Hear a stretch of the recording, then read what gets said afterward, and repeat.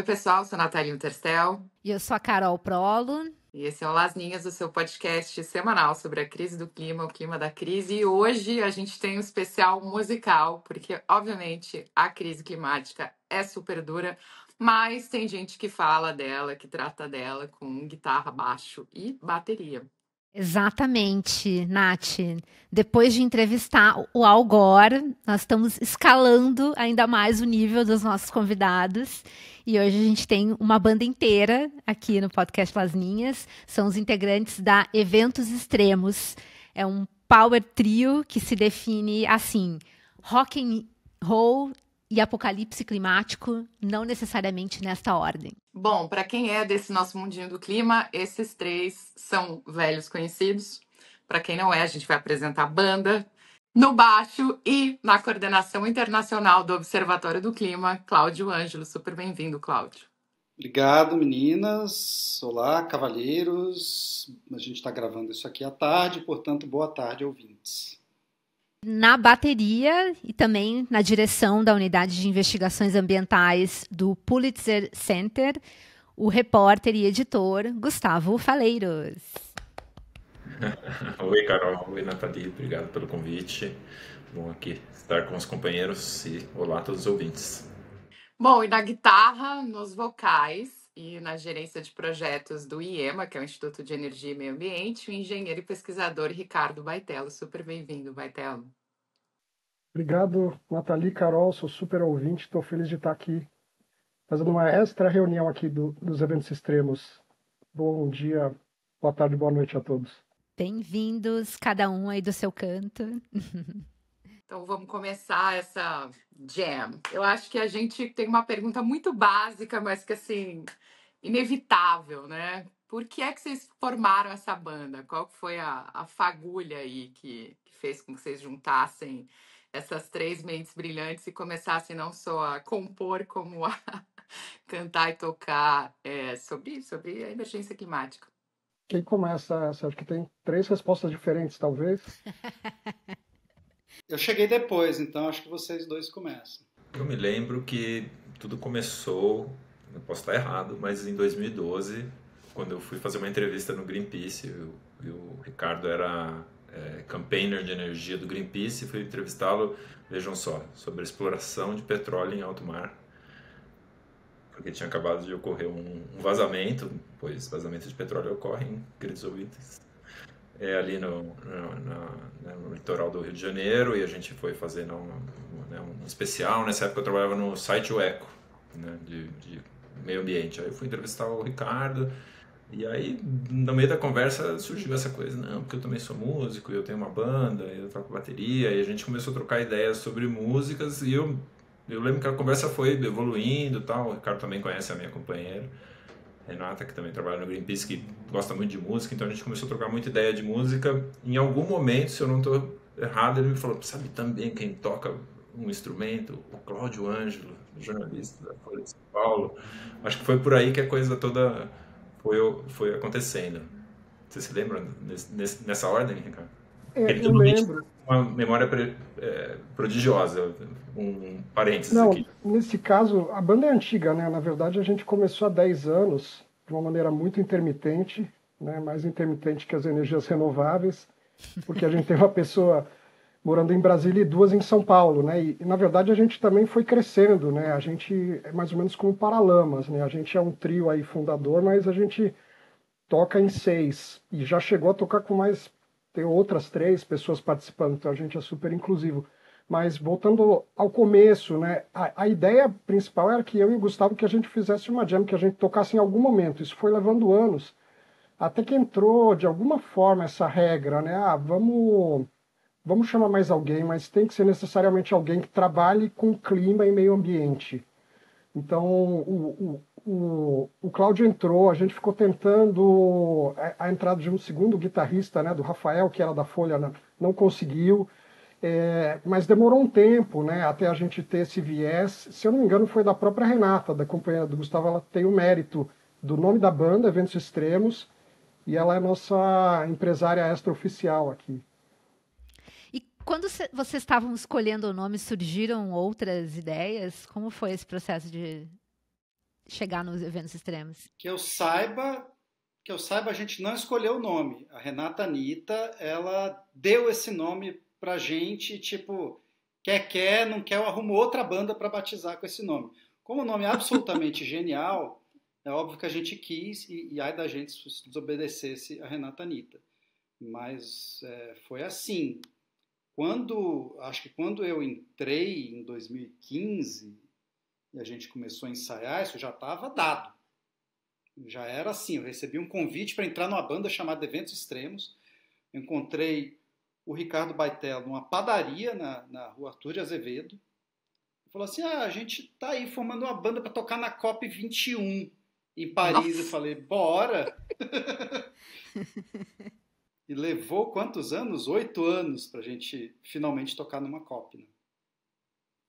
Caramba, tinha um elemento interessante que a gente sempre se espelhava na Susana Kahn, né? Ela tinha uma banda, né, The Potentials, com membros do IPCC, e era difícil bater, né, essa régua, né?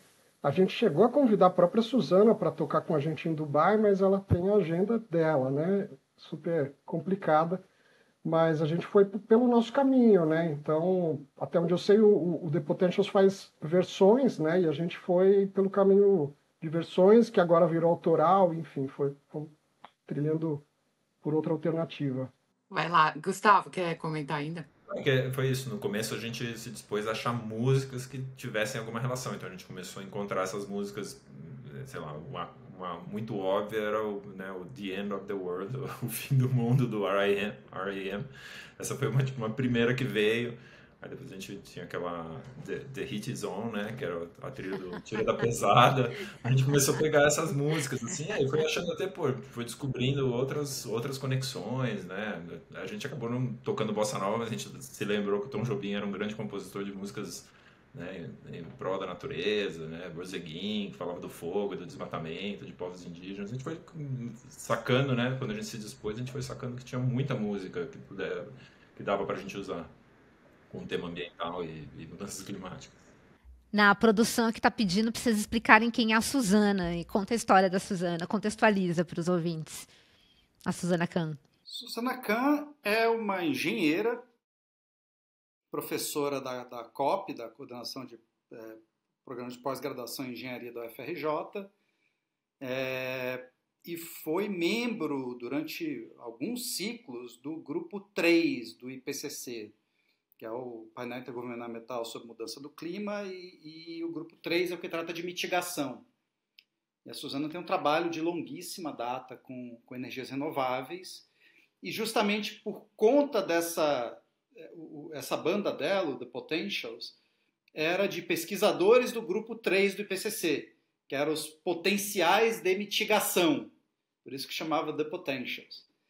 E eles faziam versões hilárias de coisas, sei lá, Unforgettable, para tirar um sarro da cara do Pachauri, que era o chair do IPCC na época, que diziam que até ele é Unforgettable.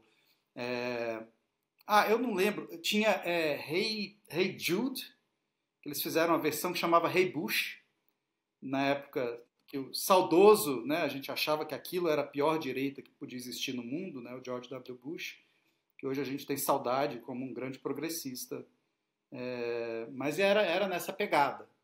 Então a gente se inspirou bastante no The Potentials para fazer. A gente queria até incorporar no nosso repertório umas versões do repertório do Potentials, mas nunca deu certo da Susana cantar com a gente, infelizmente. Ainda não, Cláudio, quem sabe? Bom, eu queria falar justamente das letras. Eu acho que são super originais. Aliás, para quem está chegando agora, vale olhar. Eles têm um site, eventosextremos.com.br, muito chique isso. Tem lá, inclusive, as letras e os filmes, enfim, os clipes que estão no YouTube. Mas tem uma das letras que é bem assim, direta e reta, que é Chora IPCC. E eu achei que ela tá assim, até atualizada, né? Porque eu achei que você já tinha uma versão antes dela. Mas ela termina falando Seja Feliz no AR6. Aí eu queria perguntar um pouco como é que é esse processo criativo, como é que vocês chegam nessa parada, em que momento vocês conseguem, apesar de tudo que vocês três fazem, que não é pouca coisa nessa agenda, que vocês conseguem tempo ainda para compor e compor umas coisas super criativas. Essa é a pergunta para o Cláudio, que consegue escrever um monte de letra, escrever 2 livros, um sobre o clima, um sobre o desmatamento, fazer negociações climáticas e ainda alimentar 3 crianças. Cara, assim, antes de conhecer o Ricardo Baitello, eu não sabia que eu sabia escrever letra de música. E o Ricardo Baitello, ele tem essa pegada assim de estimular a galera, falar assim, não, você escreve em jornal, é óbvio que você consegue fazer letra de música, como se fosse a mesma coisa. Assim, várias coisas começam com, essa, por exemplo, começou com, em geral é assim, no estúdio, algum momento X de descontração, o Baitello solta alguma coisa no ar e aí eu falo, tá bom, pode ser. E aí eu faço a letra em cima. Chora e PCC acho que foi um caso desse, uma ideia que o Baitello soltou e eu terminei de escrever. A gente tem uma música sobre agrotóxicos que se chama Teresa Cristina, que foi também a mesma coisa, em cima de Lady Madonna dos Beatles, foi uma piada de estúdio. O Negacionista, que é o I'm a Believer, foi também uma piada de estúdio. Tem umas coisas que o Baitello compõe, tem umas letras que eu faço e mando para ele fazer música em cima. Tem coisa que a gente faz em conjunto, cada um faz um pedaço. Tem música que o Gustavo faz, que o Baitello faz letra. Então não tem muita regra. E tem coisa assim que eu faço quando eu tô puto com alguma coisa. Tem uma música chamada Pledge, que a gente... Foi uma das nossas primeiras... Acho que foi a primeira que a gente gravou inteira. Que foi depois da COP de Glasgow. Eu estava muito puto da vida com aquele negócio, muito frustrado. E aí eu lembrei de um tweet da Greta. Tinha 2 coisas. Um tweet da Greta que ela falava assim... eu prometo que eu vou ficar net zero em palavrões de agora em diante. Eu vou ser uma boa menina e vou ficar net zero em palavrões. E naquela mesma semana saiu uma matéria em um The Onion da vida, assim, homem promete que vai ficar net zero em cerveja e que vai se comportar, etc. E daí isso virou a letra de Pledge, que é um canalha completo, que ele vira para a mulher dele e fala assim, eu vou ficar net zero em bebida, vou parar de fumar maconha e vou fazer um face down de outras mulheres na minha vida. E vai por aí. E agora, essa coisa assim de cantar de forma cômica até sobre o apocalipse climático, vocês acham que isso tem um efeito terapêutico, né, para vocês e para o público? Qual é a sacada por trás dessa comédia do apocalipse do clima? Então, é uma ótima pergunta. Eu não começo a responder, mas, por favor, me ajudem aqui. Eu acho que não poderia ser de outro jeito, né? Eu estou envolvido com música há 30 anos, pouca coisa a mais, e essa componente do humor ela já estava presente, né? Eu cheguei a ter uma banda aí de longa data chamada Seminal, que está aí nos streamings também. A gente fazia, enfim, tarantela, música em chinês, a gente tentava brincar com esses elementos, mas não tinha um tema, né? E o tema era muito óbvio, né? A gente trabalhando com o meio ambiente tanto tempo, né? A gente primeiro tentou pegar o que tinha, mas depois a gente percebeu que a gente teria muito mais liberdade fazendo as próprias músicas ou versões, né, disso. Então, eu acho que não poderia ser diferente, né? Se a gente fosse por um caminho depressivo ou sério, enfim, acho que a gente não tentou, né? A Chore PCC é um pouco mais séria, mas eu acho que faz parte ali da característica, sem dúvida. Eu me divirto, eu abraço total as emoções. Inclusive no Chora PCC, eu acho que ele tem um final tão melancólico assim que eu não consigo parar de pensar no fracasso das negociações, mesmo tocando ali, eu sinto assim. E essa coisa da catarse, né, assim, do momento, assim, do rock and roll mesmo, funciona muito bem. Eu acho que é por aí que a gente consegue trazer o público com a gente. Recentemente a gente tentou fazer não só tentou como fizemos, né? A gente fez um show e tocou uma versão de Evidências e tentou usar essa, né? Todo mundo cantando, né? Eles podem me ajudar um pouco aí com os momentos mais líricos da canção, mas eu acho que é por aí. A gente, através desses momentos, vai tentar também trazer o público para cantar. Eu acho que uma que faz muito bem esse papel é o Negacionista, porque ela termina num super auge, assim, né? O Ricardo gritando negacionista, eu vejo que é uma das músicas que faz mais sucesso, porque eu acho que ela passa essa mensagem já um soco na cara, assim. Não, eu sinto totalmente que é muito fácil se conectar com as letras e também com essa coisa mais leve e cômica de enxergar a realidade, né? A realidade é muito dura e se a gente não enxergar isso com um pouco mais de leveza, a gente não vai aguentar o tranco, né? É um pouco da filosofia desse podcast aqui, por isso que também a gente quis trazer vocês para nos ajudarem a transmitir essa mensagem aí de enxergar a crise do clima com um pouco mais de humor e leveza também. Acho que cabe também falar, né, que além do clima a gente tem letras que vão um pouco mais na causa raiz, né, de tudo isso, né, na parte política. A gente está gravando o nosso disco, optou por uma questão de tempo, a gente optou por não vai caber colocar todas elas, mas a gente está tentando trazer um repertório mais direto de clima, mas a gente tenta fazer uma crítica geral. Tem músicas, enfim, a gente sempre fica brincando com as letras, tem essa facilidade aí do Cláudio, né? Então tem letras que a gente muda, mas a gente de repente não canta em público, né? Para não desagradar e não causar fogo amigo, mas isso também, quem aparecer nos ensaios vai ouvir um pouco disso também. Queremos spoilers, queremos spoilers. Olha, a gente queria falar um pouquinho agora sobre pautas do momento. Eu não sei se vocês já têm músicas escritas, mas eu sei que vocês têm outras coisas escritas e ditas sobre alguns dos assuntos que a gente queria tratar. Acho que um primeiro deles vai muito enfim, no seu trabalho, Baitelo, mas acho que do Cláudio também, é a questão aí dessa balela que está agora enfim, na moda.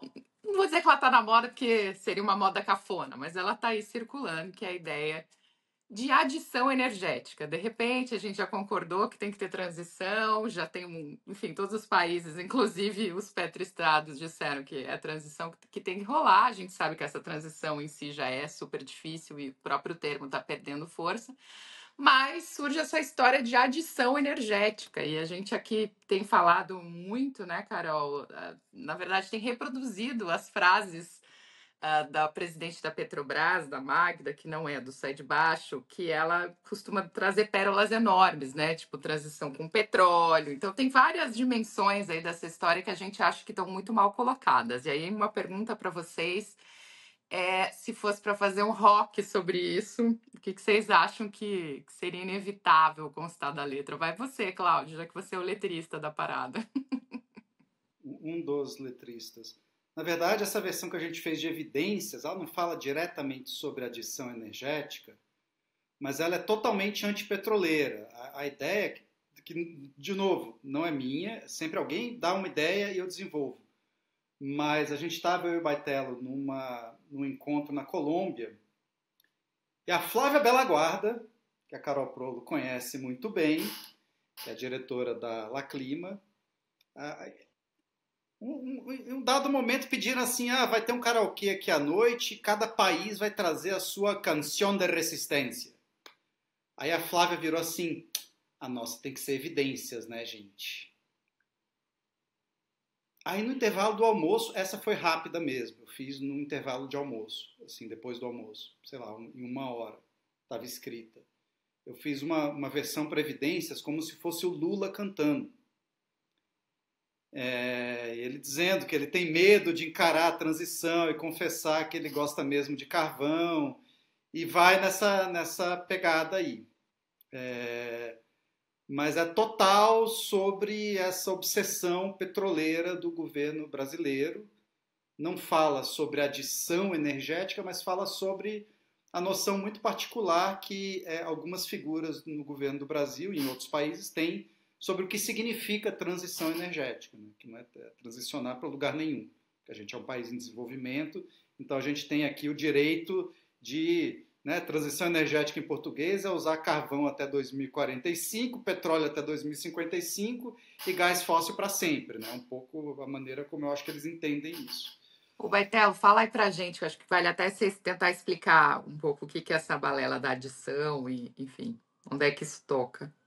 O que eu tenho visto já há algum tempo é, como você disse, né, o desgaste do termo transição, né, um pouco como sustentabilidade, que ficou uma coisa quase neutra, né? Então começou a ser usado fora do contexto energético, em alguns momentos até com sentido, né, transição ecológica, mas perdeu força, com toda certeza. E uma coisa que me irrita é a gente ver, né, sem citar nomes, mas eu vejo muita gente em eventos, enfim, falando que o Brasil já fez a transição, ou a indústria brasileira já fez a transição, e a transição ela acontece, é um pouco como aquele conceito do parkour, né? Você sai de A e chega a B, mas você tem que deixar de usar alguns combustíveis, né? Deixar de usar todos os fósseis, né? Então, eu também vejo boas definições de transição, até transição justa, né? Curiosamente, no próprio site do Ministério de Minas e Energia, né? Gente que explica, né? E que coloca o elemento social de uma maneira correta. Mas, sem dúvida, ganhou força essa coisa de tentar olhar, tentar relativizar, né? Dizer, bom, o Brasil já tem bastante renovável, a gente já está na frente, então a gente pode sossegar um pouco, né? Pisar um pouco aqui no freio. E é isso, né? A transição ela só vai acontecer quando a gente não estiver usando mais combustíveis fósseis, ou plano B, capturar, né, todas essas emissões, que é uma coisa que até hoje não avançou e não está comprovada, né?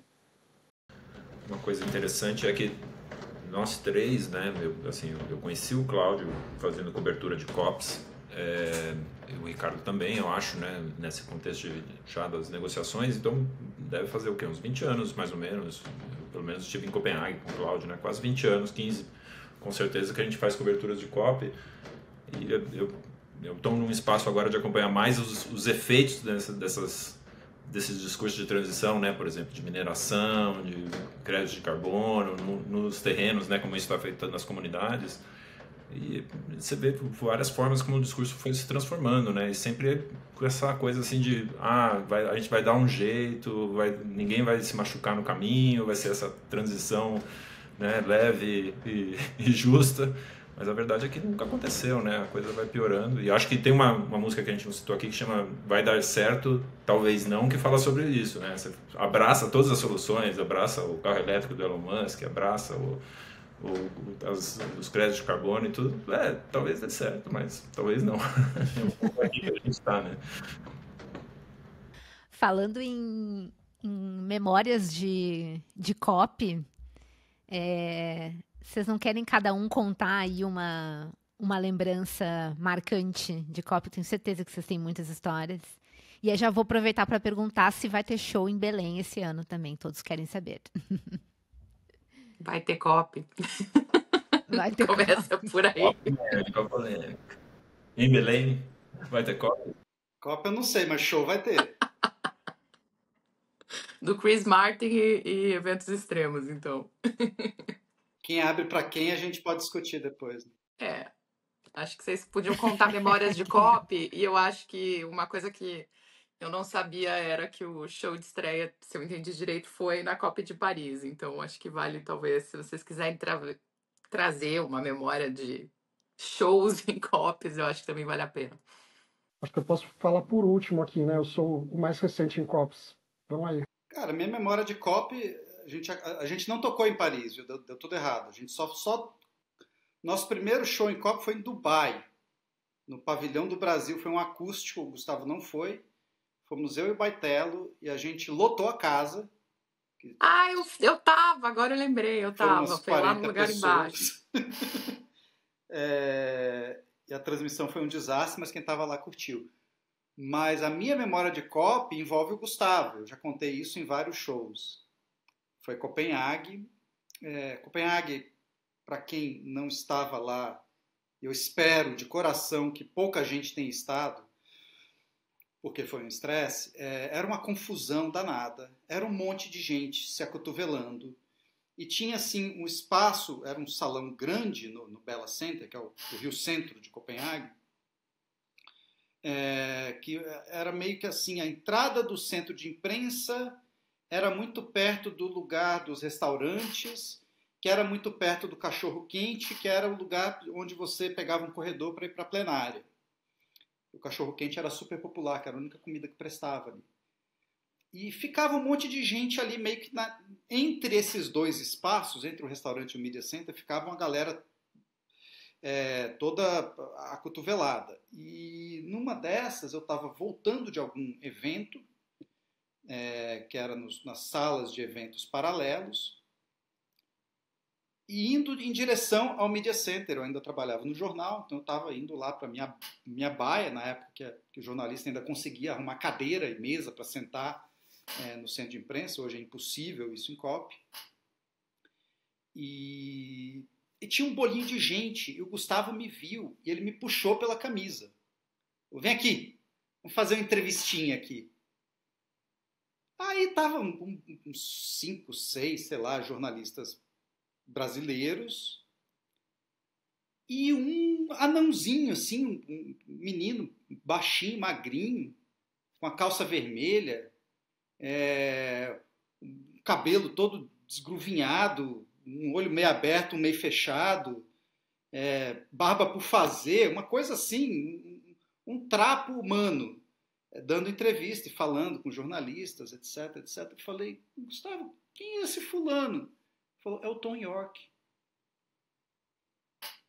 Era simplesmente o Thom Yorke, vocalista do Radiohead, que entrou com um crachá de imprensa na COP, e ficou lá tipo uma semana no Media Center. Ele era tipo coleguinha da galera. Todo dia a gente esbarrava com ele, dava bom dia, trocava uma ideia e tal, não sei o que. E foi assim, ele ficou na COP dias, acompanhando as coisas. Tanta coisa para fazer. Legitimamente interessado naquele negócio. Foi muito engraçado. E não é ele que mora agora no Brasil? Ele mora no Brasil desde faz anos. Inclusive foi num evento aí ano passado, me chamaram para falar e falaram, não, agora ele mora no Brasil, aqui no interior de São Paulo. Esse é o Colin, né? É o segundo outro guitarrista cara, que morou em São Luís de Paraitinga por um ano, se não me engano. Mas acho que é não, ele. Tem. Vou checar essa informação, mas me falaram que a pessoa ainda morava. Então, enfim. Muito bom. E você, Gustavo? A primeira COP que eu cobri foi de 2005, de Montreal. E muitas histórias legais. Eu vou contar uma história de Montreal, mas realmente a de Copenhague, de 2009, foi muito intensa para todos nós, porque foi, né, a primeira, talvez uma das mais mais fortes nesse discurso que é agora ou nada, né, que sempre volta, né, voltou com Paris, agora está voltando com a COP30, né, se não resolvemos tudo agora, né, dá esse peso adicional à COP. Mas Copenhague foi muito, né, em cima disso, a nossa última chance, então teve aquela onda enorme, então por isso estava lá o Thom Yorke, muitas celebridades. Então na COP de Copenhague eu tenho uma entrevista que inclusive está na mesma coleção de vídeos. A gente tem um vídeo da nossa conversa com o Thom Yorke, eu e o Cláudio, tá no meu YouTube. E eu tenho uma entrevista muito boa com o Gilberto Gil também, que eu fiz em Copenhague. Que era ministro, né? Só que, cara, ele teorizou de uma maneira, assim, com todo respeito, Gil, ainda hoje eu tô tentando entender qual que foi ali a teoria que você criou. Tem essa entrevista gravada, mas em Copenhague também eu tive um encontro muito legal com a Dilma, porque eu fazia pouco tempo, assim, uns anos atrás, eu trabalhava no Valor Econômico, eu fui enviado para uma conferência do governo alemão sobre energias renováveis e a Dilma era a ministra de Minas e Energia. E por um arranjo lá, porque eu acho que era o único repórter que estava lá, eles falaram, não, você vai ter uma exclusiva com a Dilma. Pô, eu tinha 26 anos, acho que 25, beleza, vamos entrevistar a ministra. E a ministra falou, esse negócio de energia renovável é tudo um grande plano europeu para empurrar tecnologias para os países pobres. E eu tipo, meu Deus, Deus. Ela mandou várias, assim, de que era tudo um plot do Império Americano, dos europeus querendo vender tecnologia para nós, não sei o quê. Mas aí, como Copenhague foi aquele momento, ela já era pré-candidata, ela tava um doce, assim. Aí eu me lembro dessa cena, eu andando com ela no corredor, assim, ela andando e ela sempre, ai, menino, sendo super simpática, porque ela já era presidenciável. Mas o momento que eu acho que eu tenho mais carinho de todas as COPs, eu não vou me estender muito, mas só para vocês saberem, foi exatamente a minha primeira COP, porque eu estava boiando, porque eu ganhei uma bolsa lá do Banco Mundial para e aterrissei lá, né? Eu tinha acabado de fazer um mestrado, mas descobri que meu mestrado não me ensinou nada sobre COPs. Cheguei lá para fazer uma cobertura também para o Valor e para o Eco e estava boiando com essa coisa de qual a diferença da convenção com o protocolo de Kyoto. A COP de Montreal, para quem se lembra, foi a COP que decidiu, né, sobre um novo regime, né, de um novo protocolo, que iniciou o processo que terminou em Paris só, né? Você vê como demorou 10 anos. E eu tava ali boiando e um dia fui na cantina comer e tava o Everton Vargas e o André Corrêa do Lago, que eram os negociadores. Aí eu tipo, essa é a hora que eu tenho que ser aquele jornalista cara de pau. Eu já fui lá e falei, posso sentar com os senhores? E sentei com eles, assim.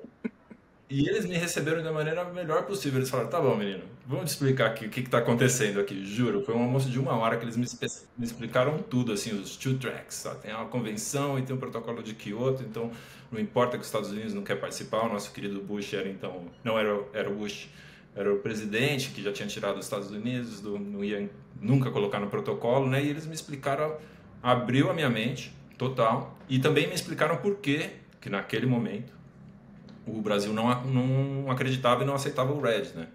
Falaram que o Brasil era sobre contribuições efetivas, me passaram e eu me tornei um pouco patriota ali depois daquela conversa, no bom sentido, porque eu falei, uma posição muito consistente, né, do país, né, defender contribuições efetivas. Eu achei muito legal, assim, aquela conversa e me marcou para sempre, assim, foi uma conversa formativa e que uma grande oportunidade, né, sentar com esses dois grandes diplomatas ali que estão por trás de muitas coisas que a gente está vivendo hoje e tomar uma aula em 1 hora de almoço. Tecla SAP RED é a redução das emissões do desmatamento e degradação florestal. Muitos de nós pagamos muitas horas de terapia por causa dessa história, então espero que ninguém tenha mais que viver esses momentos todos. Mas é isso. Vai, Telo. Eu vou falar do Egito, de Sharm el-Sheikh, né? O Gustavo está falando dessa questão de você boiar, né? Eu já ouvi gente dizendo que leva algumas COPs para você começar a entender. Não é só uma, leva algumas. Eu boiei totalmente nas 2 primeiras, e porque eu não acompanho diretamente clima, né? Eu acompanho também clima, mas muito mais nesse olhar da transição. Então, eu fui para Cancún, depois fui para Lima, né? Mais para lançar relatórios e repercutir estudos, esse tipo de coisa. E aí eu voltei depois, 8 anos depois, em 2022, em Sharm el-Sheikh, eu achei muito diferente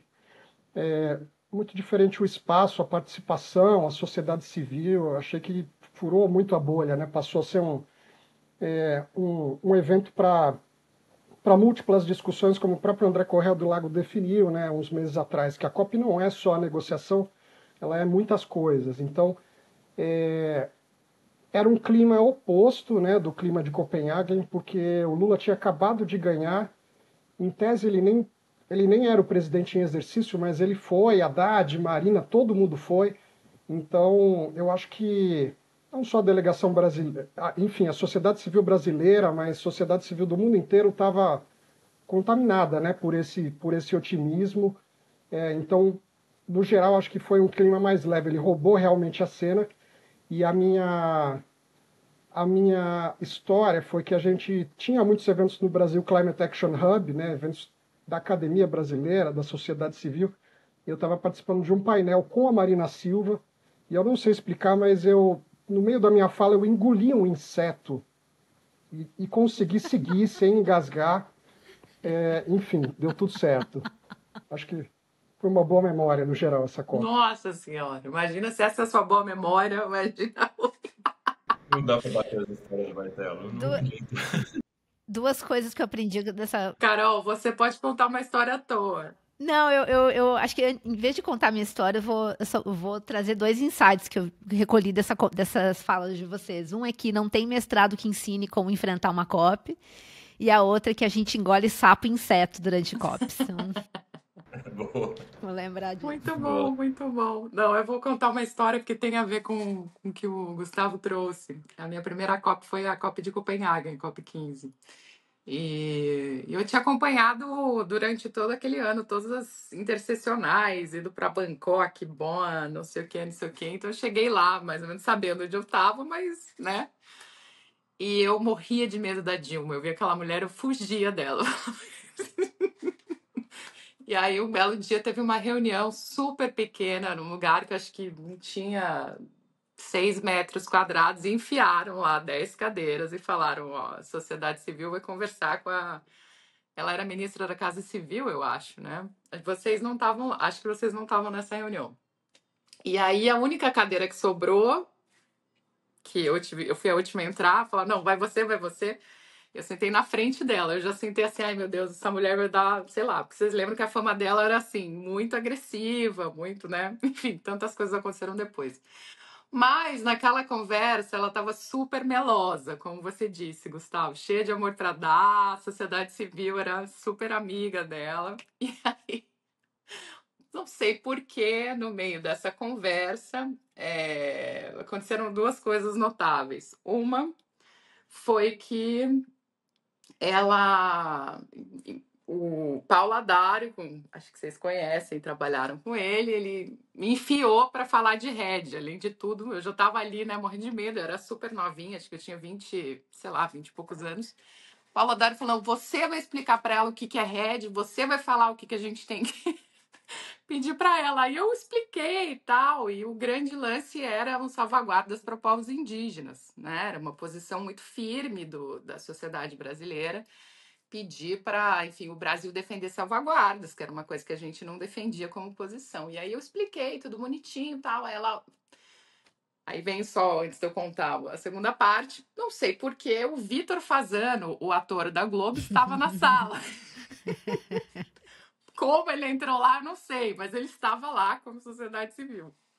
E aí, a Dilma olha para mim, ouve uma explicação, não, tudo bem, mas onde é que tem povos indígenas que não só na América do Sul?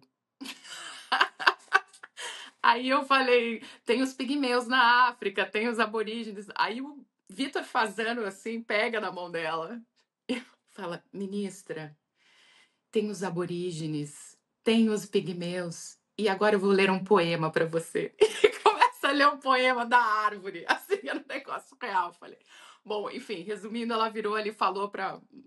A explicação colou, ela disse pra gente que ia adotar a posição que a gente queria. Acho que aconteceu, não me lembro bem. Mas aí o momento mais surreal foi que a gente saiu dali e teve uma conversa com a Marina Silva. Enfim, longas histórias, né? Uma coisa vai puxando a outra. Mas o pessoal não... A Dilma foi tão querida, né? Que a gente contou da reunião para as outras pessoas e ninguém acreditava. Achavam que a gente estava mentindo. E aí o Vitor Fasano chega para mim depois e fala assim: você acha que ela estava fingindo? Aí eu virei para ele e falei assim: Vitor, o ator aqui é você. E aí passou. E a gente foi embora. Mas, cara, foi uma atrás da outra, inacreditável, e tantas coisas aconteceram ali. Mas, enfim, acho que foi inesquecível. Que sucessão! Não, tem mais detalhes dessa história, bizarros. mas muito, muito engraçado. O melhor foi o poema que ele leu com a mão, assim, olhando olho no olho dela. Enfim, mas, gente, a banda se chama Eventos Extremos. E a gente está já no momento com muitos extremos, acho que isso é claríssimo. A gente queria perguntar para vocês, assim, como é que vocês estão avaliando a adaptação? Como é que está a adaptação na visão de vocês a extremos do Brasil? E como é que vocês acham que esse tema deve aparecer, precisa aparecer agora na COP30 em Belém? Olha, eu sou quando eu olho o sistema de adaptação, eu penso muito na coisa da infraestrutura, não só da infraestrutura física, né, para novas construções, novas formas de construir coisas que sejam resistentes, digamos, aos eventos extremos, mas eu penso na infraestrutura de informação. eu sou muito ligado a esse tema de alertas, né, já desde a época do ECA, trabalhando com essa coisa de dados de satélite, depois com o projeto Infamazônia, que eu ajudei a fundar, muito focado nessa coisa de transmissão de dados, que eu acho que é uma função importante para a sociedade civil, mas certamente para jornalistas também. E acho que isso eu acho que tem um potencial de ganhar muita força. E eu acompanho, por exemplo, essa iniciativa da Organização Mundial Meteorológica, que chama Early Warnings for All. É incrível, assim, eu acho que é uma coisa muito concreta, né? A gente viu a discussão importante que teve sobre isso no caso do Rio Grande do Sul, sobre a falta de alertas. Nos Estados Unidos agora, com a desarticulação da FEMA, né, que é a agência lá pelo Trump, também isso está totalmente em voga. O caso que a gente teve no Texas agora, né, com a morte de várias crianças, isso foi um tema central da discussão. Então, eu acho que é um aspecto, talvez nicho dentro dessa discussão maior, mas eu vejo muito por aí, né, como todos nós aqui somos ligados a essa questão de informação, acho que uma infraestrutura de alertas é um tema que vejo ganhando corpo cada vez mais e de uma maneira muito concreta. Eu não sei se eu tenho... Não sei se eu tenho muito a acrescentar, não. Só falar que, assim, hoje eu tive numa reunião e alguém falou um negócio, citando uma outra pessoa que eu não sei quem foi o seguinte: adaptação sem meios de implementação é um ODS glorificado. É uma espécie, né? Você ter um resultado de adaptação nessa COP que não diga como vai ser, quem vai pagar, quanto dinheiro envolve, etc, etc, é que nem você adotar os Objetivos de Desenvolvimento Sustentável. Coisa bonitinha, legal, precisa ter, mas quem vai implementar é de que jeito, né? Eu achei essa frase muito boa. Eu vou muito na linha do Cláudio, né? Eu acompanho muito mais mitigação. Eu tenho a impressão que, pela dificuldade enorme dessa agenda mesmo, né? As outras acabam ficando em segundo plano, infelizmente, né? Então, essa questão de você esperar para ter eventos, né, mais drásticos, eu acho que o Rio Grande do Sul foi uma oportunidade perdida, e acompanho, né, por toda a discussão, e inclusive aqui pelas linhas, né, a gente vê que a coisa está um pouco atrasada, e estive em Baku, né, e infelizmente é essa questão mesmo, né, com poucos recursos, é difícil. Se a transição já é um desafio enorme e a transição justa é um desafio muito maior, imagina você ter os recursos para tudo isso, né? Ouvi até vocês falando umas semanas atrás que a gente tem os recursos, né, para guerra, né, para armamentos, né, o compromisso aí da OTAN, né, para isso, mas a gente não consegue ter isso, né, infelizmente, e de uma maneira melancólica, não consegue ter isso na COP. A gente vai fazer um novo pedido. Além da música de adição energética, a gente quer também uma música de adaptação e resiliência. E acho que, trazendo só uma contribuição aqui, a gente está nesse momento em que a coisa está mudando. Porque a realidade bateu na porta, aliás, bateu na bunda de todos nós, né? A gente achava, talvez, que tivesse mais tempo, não tem. A coisa está colocada aqui agora. E mais do que isso, eu duvido que a gente vá achar um cofre adicional de dinheiro para qualquer outra coisa que a gente precise fazer, né? Agora, a gente tem aqui no Brasil, por exemplo, um PAC, um Programa de Aceleração do Crescimento, com 1,7 trilhão de reais mobilizados até o ano que vem. E essa grana, enfim, está indo para a infraestrutura que vai, em tese, estar viva até 2100, quem sabe até depois de 2100, quer dizer, não vai, mas que não tem a mínima consideração, né, de nada. Então, acho que tem um lado importante da conversa, que é essa atualização pela própria realidade, assim, não dá mais para a gente olhar a adaptação como uma falha de prevenção. Ela, na verdade, agora cara, quem que vai liderar essa história? Quem que vai fazer, né? E aí eu acho que na parte de energia, Baitelo, a gente já tem vários elementos aí, né? Da solar que está perdendo eficiência, da hidrelétrica que não aguenta mais o tranco, enfim, coisas desse tipo que colocam, acho que um desafio bem grande. Então a gente está... Eu acho que a gente tem um desafio de enxergar essa agenda de um outro jeito, né? Não só de bater o extremo e falar, putz, pois é, morreu, perdeu. Mas agora é assim, cara, o que a gente fez antes dessa história, sabendo que ela já aconteceria, né? Enfim, Carol, passo a bola para você. Não, acho que foi um ótimo gancho para a gente falar sobre news avoidance, né? Essa coisa de que cada vez mais pessoas evitam ler ou ouvir notícias porque a realidade está pesada demais para a gente digerir o tempo inteiro, e essas notícias chegam para a gente o tempo inteiro pelas redes sociais, WhatsApp, é difícil de fugir delas, né? E especialmente notícias sobre o clima. Então, fico pensando aqui se a música ou outras formas de entretenimento, e de certa forma é por esse motivo que a gente iniciou esse podcast, podem ajudar a sensibilizar mais do que, às vezes, uma reportagem, um paper, uma matéria, né?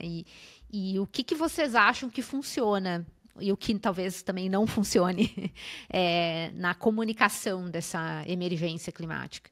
Estou esperando o Cláudio começar, mas eu acho que é uma pergunta muito boa. Eu acho que, naturalmente, a gente estava até conversando com minha esposa outro dia, né? A gente está vendo uma mudança muito grande, né, de tecnologias, né?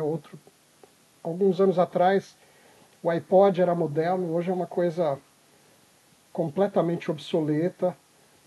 CD é a mesma coisa, né? A gente vai mudando a maneira com que a gente se relaciona com música, e hoje a gente tem tudo no celular, né? Então, muita gente já não assiste TV, então tá tudo ali no streaming, né, de áudio.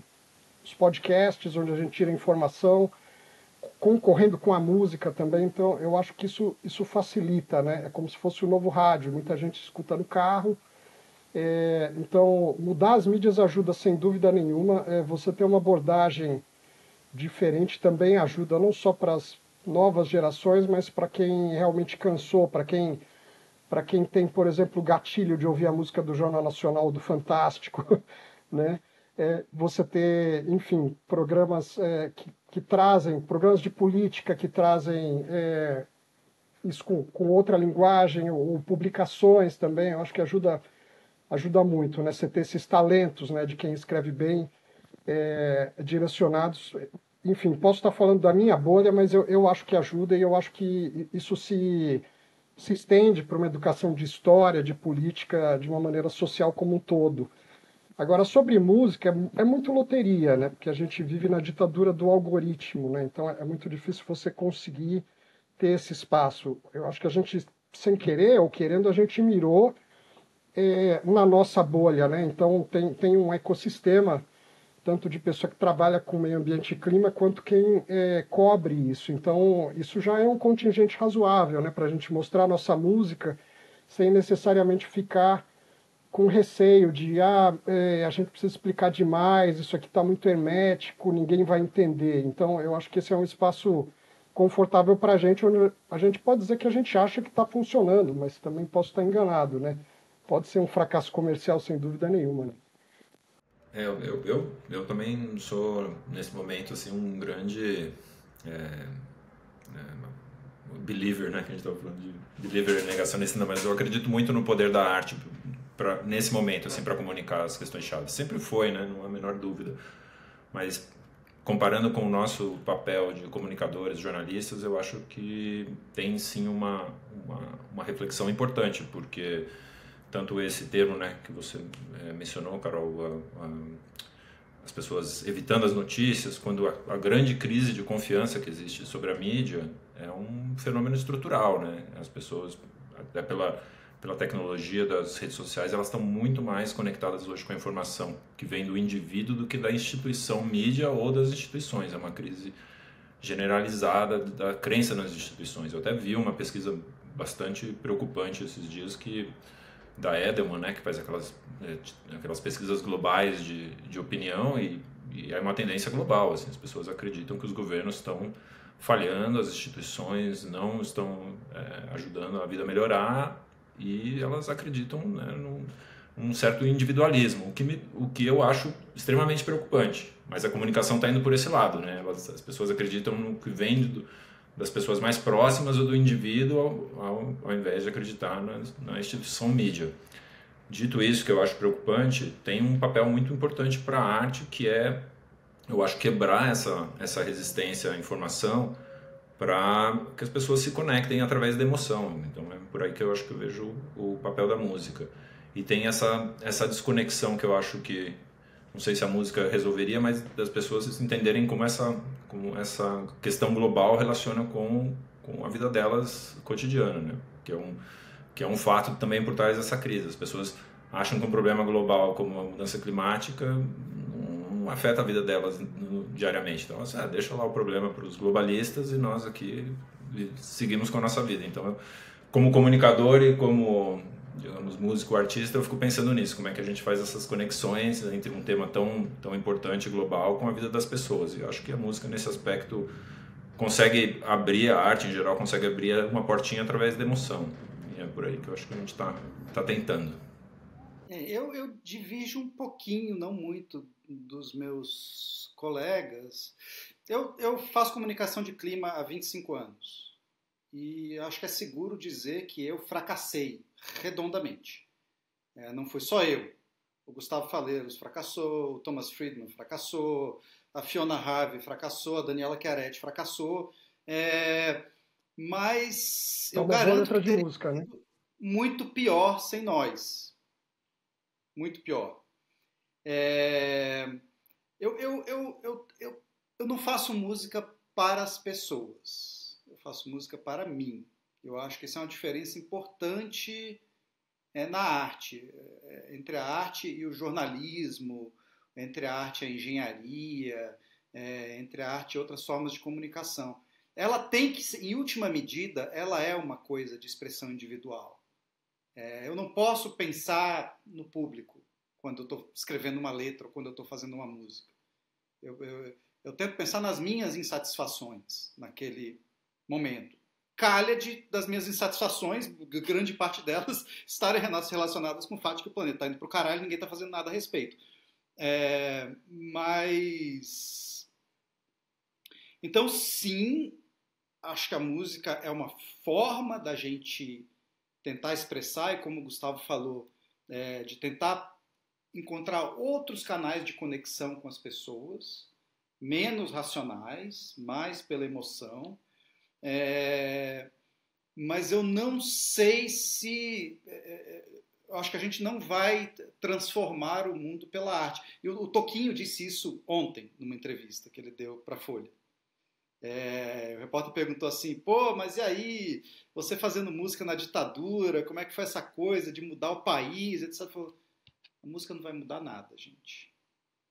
A música, ela vai nos ajudar a contar a história, e a MPB, na época da ditadura, nos ajudou a historiografar um momento trágico da história do Brasil, e fica aí. Então, eu acho que, na melhor das hipóteses, se a gente for a algum lugar com a nossa música, eu acho que ela tem essa importância de contar essa história. A frase teria sido muito pior sem nós poderia ser dita em relação à Convenção do Clima e ao Acordo de Paris. Aliás, eu tenho certeza de que você já falou isso nesse contexto. Vamos lá, refresco. Gente, a gente tem um quadro aqui, que é o nosso quadro preferido. A gente às vezes começa com ele para aguentar a realidade. E tem a ver com coisas que estão refrescando mesmo. Não precisa ser nada inspirador, mas é algo que está fazendo a gente, enfim, aguentar o tranco. Eu trouxe um refresco musical hoje, que é um beat de um cara que chama Jon Batiste. Não sei se vocês o conhecem, mas ele é um músico e ele é lá de New Orleans. E ele fez uma música que eu achei muito legal, que chama Petri... Ai, meu Deus, agora esqueci. Mas ela tem a ver com petróleo. Ele está fazendo essa conexão entre tudo que está acontecendo, os eventos extremos. E a gente vai colocar aqui tanto na nossa trilha sonora, né, Carol? Na nossa playlist no Spotify, quanto colocar também aqui para vocês. E a gente queria ouvir. E aí, o que vocês trazem de refresco? O que vocês acham que são exemplos inspiradores também de coisas que vocês estão vendo, ouvindo, lendo nesse momento? Eu acho que eu não vou falar, eu tô numa vibe mais negativa ultimamente, tanto de fora quanto de leitura, né? O Claudio comentou do Venomous Lumpsucker, eu acabei de ler A Estrada, que foi um livro que ganhou o Pulitzer, que para mim tem tudo a ver com mudanças climáticas, sem falar, né? É basicamente um colapso do mundo, um apocalipse e uma relação do pai e do filho. Mas eu não sei se eu tenho exemplos positivos agora de... A gente sempre tem aquelas referências já meio antigas, né? O meu herói é o William Kamkwamba, que é do Malawi, né? Que conseguiu aprender a montar um gerador eólico e levar energia para a comunidade dele, e depois ficou conhecido ao redor do mundo, mas acho que precisaria de mais deles, né? Alguns milhares, milhões deles para a gente conseguir virar o jogo aí. Mas você tá com um quadro atrás chamado Defender a Alegria, então assim, Com certeza. não deixa a peteca cair. Eu tô pensando aqui, recentemente eu gostei muito desses dias, até foi quando eu te conheci, né, Nathalie? Você trabalhava no Instituto Socioambiental. Esses dias eu fui lá na Galeria Metrópole aqui em São Paulo e me reconectei com várias publicações do ISA e tal, e foi legal porque eu acabei de ler a biografia do Beto Ricardo, então eu curtindo muito, e vi também um documentário que o Isa soltou sobre ele, foi bem legal. E eu sempre tive umas experiências muito legais com o Beto, assim, de me colocar nos projetos, e esse dia que eu fui na Metrópolis eu vi um livro que a gente participou de uma maneira indireta, fazendo uma visualização de dados que chama Ciclos Anuais do Rio Tiquié. Um pouco uma autorreferência, assim, porque é um projeto que eu tenho muito orgulho de ter participado, que tem um mapão que você abre, assim, consegue ver como é que os povos indígenas dessa região do Rio Tiquié, Alto Rio Negro, se relacionam com a mudança climática, né? Sem chamar de mudança climática, de novo, como disse o Ricardo, né? Meu conhecimento, assim, eles fazem diários de como tá o clima, né? Hoje choveu tanto, essa é a altura do rio, que frutificação está acontecendo, que floração, que caça. Então, uma visão tão holística, assim, do território, que essas semanas eu tive um pouco conectado com essa história aí, de novo. Então, fica essa referência. Bom, vou fazer uma provocação aqui, fazer uma sacanagem com vocês. Mas a gente queria muito uma sessão de improv aqui com vocês. E a gente pensou em dizer umas palavras aqui e, Cláudio Ângelo, você improvisar um refrão para fechar esse refresco aí. Pode ser? Eu até poderia improvisar o refrão, mas o Baitello ia ter que cantar, acho que não ia funcionar. Ó, as palavras são Homem Laranja, 1,5 grau e Hotel em Belém. O que dá para fazer Quantos minutos? com esse limão? Medo. A gente pode se comprometer a trazer isso para Belém. Essa promessa a gente cumpre. Se o Homem Laranja deixar e se tiver hotel em Belém. A gente pode também encomendar isso para vocês para um outro momento, pré-cop. Não precisa ser agora, mas fiquem com essa ideia na cabeça aí, que acho que dá uma boa música. Vamos fazer ao vivo lá, direto do estúdio em Belém. Oh, boa. Com uma palhinha de vocês. Muito bom. Gente, estamos chegando ao final desse episódio. Muito, muito, muito obrigada, Baitello, Gustavo, Cláudio. Foi ótimo ouvi-los. Nossos queridos extremos. Obrigada por participar e até a próxima. A gente que agradece. Muito obrigado a vocês, Carol e Nathalie. Um prazer enorme estar aqui. Valeu, Ninhas. Até a próxima. Até Belém, né? Se tiver hotel, etc. Se tiver copy. Valeu, pessoal. Para quem está nos assistindo aí, não se esqueçam de comentar, de curtir, de compartilhar. A gente está de volta aqui semana que vem. Até mais.